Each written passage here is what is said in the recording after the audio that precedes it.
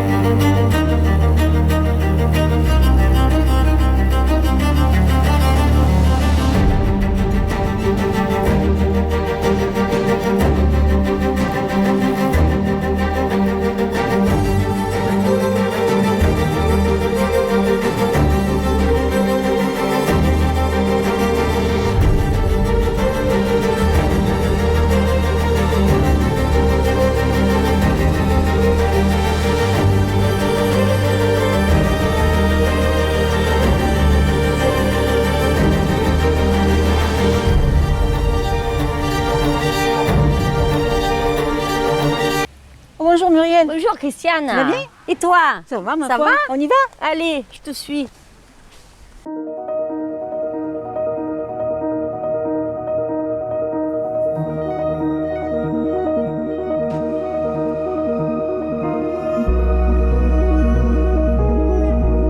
Au fond, si c'est comme Montaigu et Capulet, à Salins de Giraud, c'était chaud fin 19e. Ah mais c'est pas ça du tout, hein.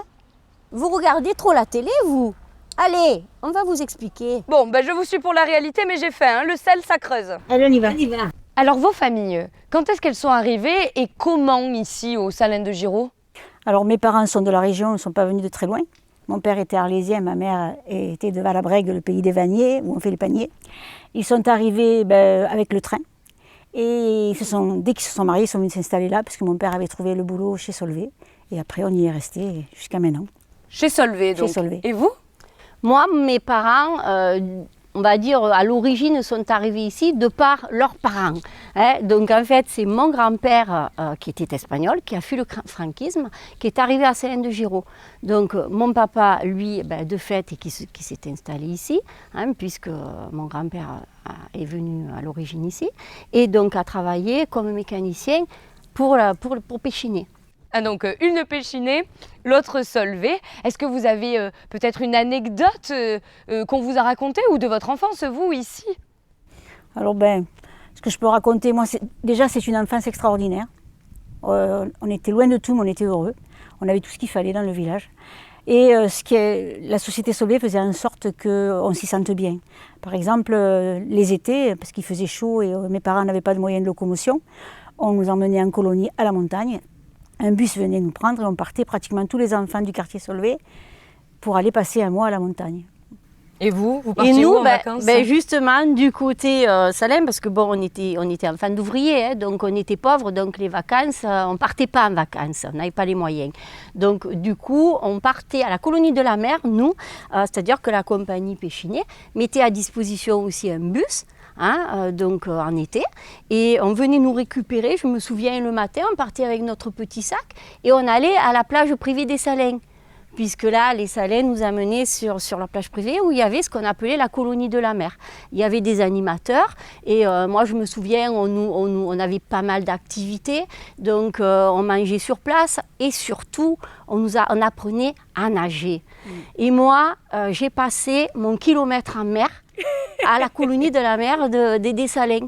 Ouais, je me souviens, ce radeau à côté avec l'animateur, et moi qui nageais, il me disait continue, 100 mètres, 200 mètres. Et j'ai passé on va dire, donc mon kilomètre en mer grâce à cette colonie de la mer. C'est génial, merci de me partager toutes ces choses. Alors j'imagine qu'il a fallu quand même faire société parce qu'il y avait plein de gens venus de partout qui sont installés ici. Mais comment ils sont parvenus à créer cette identité Mais ils sont parvenus tout simplement parce que les gens de Solvay se sont mariés des gens de Péchiné, les gens de Péchiné ont épousé les gens de Solvay, et puis le lien s'est fait, et puis les familles maintenant, on est un peu de partout, quoi. Du coup, il a fallu, j'imagine, faire société avec tous ces gens très différents qui vivaient, vivre ensemble en fait et créer, du coup, j'imagine, cette identité propre au Salins de Giraud. Eh bien, écoutez, si vous voulez, on vous mène au bain-douche, comme ça vous verrez, on en parlera. Au bain-douche Bain-douche. avec la mousse et la musique Ah non, pas du tout. Ah, je vais danser le sirtaki, moi, hein, je vous l'ai dit. Hein. Je vous suis, mesdames, je vous suis. En avant.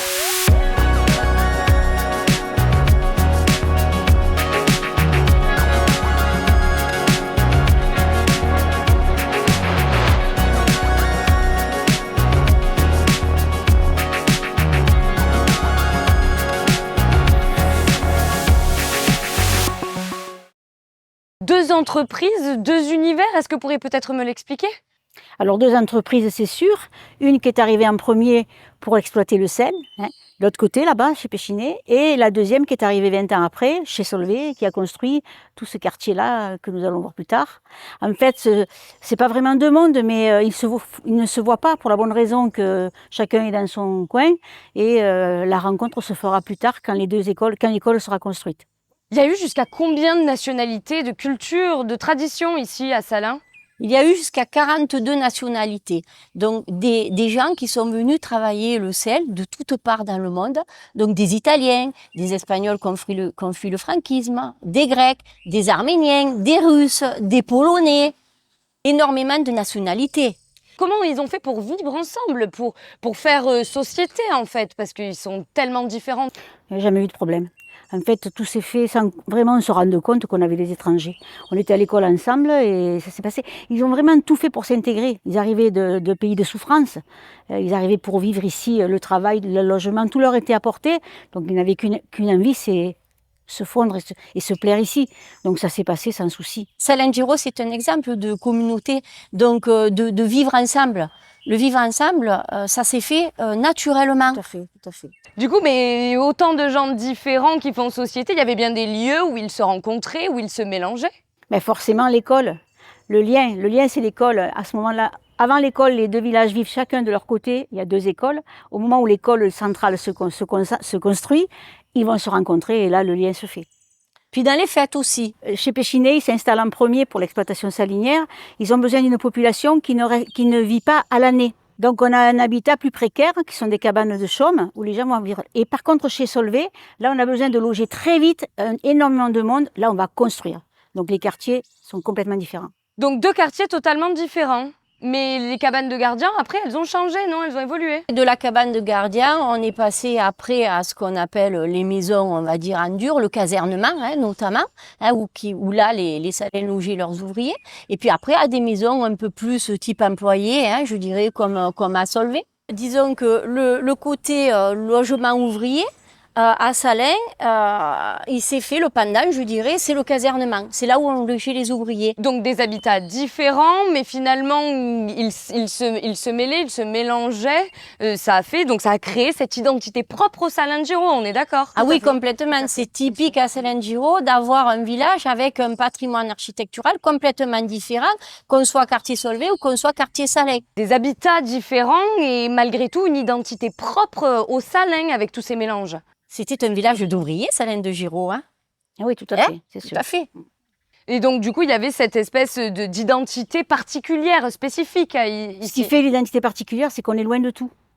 Donc, on se rassemble, c'est vraiment le lien d'un village éloigné qui vit seul en autonomie et ça a renforcé les liens entre les gens, c'est sûr. C'est vraiment spécifique à Salins de Giraud, ces différences d'habitat.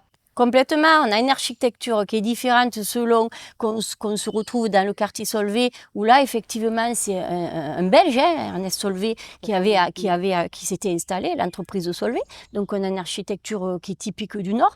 Et côté Salins du Midi, on a une architecture qui est un petit peu moins riche, je dirais, mais qui était adaptée au logement des ouvriers qui venaient pour travailler ici et pas forcément toute l'année. Au départ, oui. Au départ. Après, c'est vrai que venir habiter à Salins-de-Giraud, y vivre et y rester, c'est quand même le bout du monde, c'est quand même particulier. Il fallait vraiment être amoureux de Pas quelque forcément, part. ce qu'il fallait surtout, c'est vivre. Voilà. Il y avait du travail, il y avait du logement, C'est ça. et tout ce qu'il fallait, donc les gens arrivaient là, et puis après, tout a été organisé pour que ces gens-là aient envie d'y rester. Bon bah alors écoutez mesdames, moi j'ai très envie d'aller voir à quoi ça ressemble, toutes ces différences architecturales. Je vous suis. Allez, on y va. Allez. Yes, yes, yes.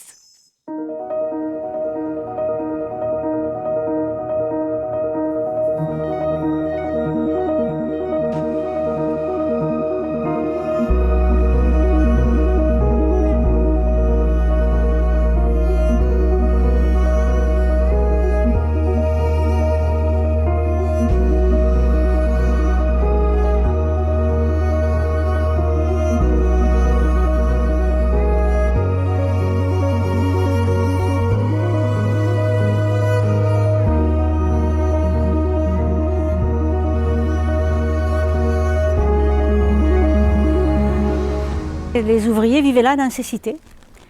Donc il y avait un logement par famille. Hein. Ah ouais. On dirait pas le sud de la France, hein. On dirait le nord, Oui, c'est l'île, les bassins Tout à fait. miniers. Et oui, le Nord complètement, au point que plusieurs films se sont tournés ici, hein, tellement ça ressemble au Nord, et notamment Les Tuches. Incroyable.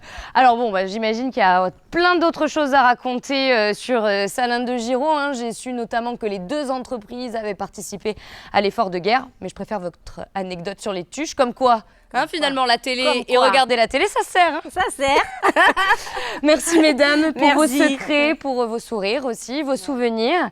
C'était un plaisir de partager ce moment avec vous. Mais bon, j'ai d'autres choses à découvrir de la Provence. Nos chemins se séparent ici. À bientôt, j'espère. Merci à vous. Plaisir. À bientôt. Au revoir.